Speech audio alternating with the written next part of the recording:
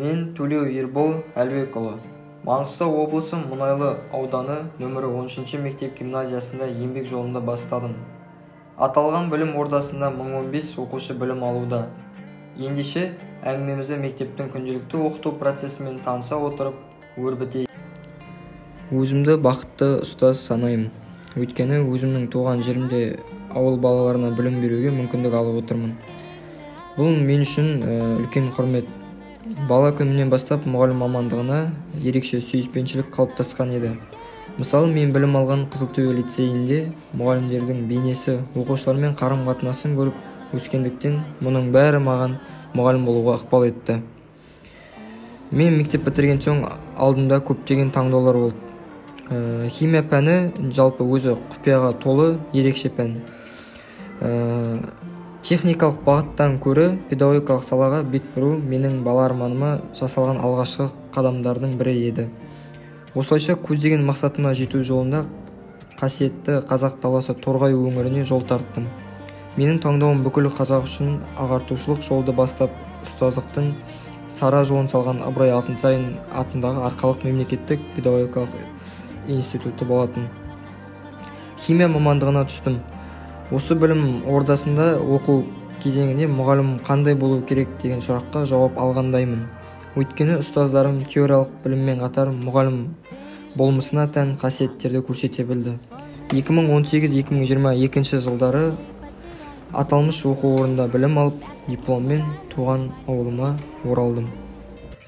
Оқушымен жұмыс жасау барысында менің осы азғантай уақыт жұмыс жасаған уақыт аралығында менің басты түсінгенім оқушылармен бір толқында болу керек. Оқушылармен олар қандай затқа қызығады, қазір мысалы заман талабына сай олар да өздігінен дамып келе жатыр.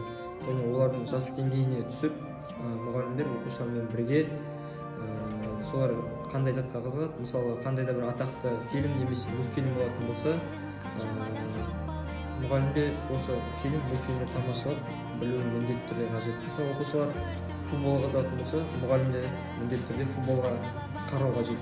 Өйткені мұғалім кез келген сәтте, кез келген уақытта оқушылармен байланысқа түсуге, яғни диалог құруға дайын болу қажет. Жалпы қысқаша айтқанда, мұғалім оқушылармен бір толқында болу керек. Солардың жас деңгейіне, солардың ой өріс деңгейіне, солармен бірге жұмыс жасап, осылай сабақты, қызықты әрі қарай өткізуге мүмкіндік алады. Амал желден бұл әуеннен кереңді аларсың байқатпай, ал өмірім жалғыз оңсатпайым. Не болса да көздерімді жасен толмайды, жарақат қағазын жазып сақтайым, жараларға қоймайын жақпай. Оңды солды, оңды солды, оңды солды, оңды солды, оңды солды. Солды, оңды, солды, оңды, солды, оңды, солды, оңды, солды, оңды.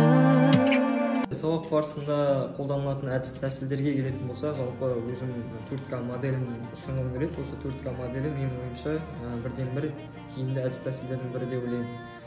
4К модель арқылы сабақ берген кезде оқушылар тек қана теориялық біліммен білім алып қана қоймай, сонымен қатар оларды жалпы тақырыптан бөлек оларды креативтілік жағынан және командамен жұмыс жасау жағынан, сонымен қоса сыни тұрғыдан ойлау сияқты осындай жақсы оқушының жақсы қасиеттерін одан әрі дамытуға болады.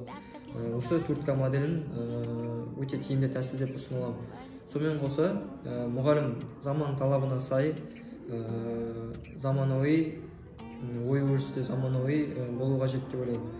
Мұғалім актыны толық қолданып пайдаланып білуі қажет.